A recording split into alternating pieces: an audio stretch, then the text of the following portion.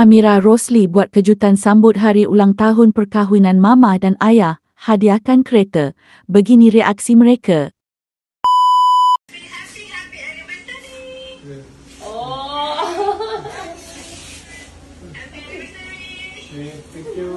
Thank you. Keluarlah, ambil gambar dah. Siapa tadi?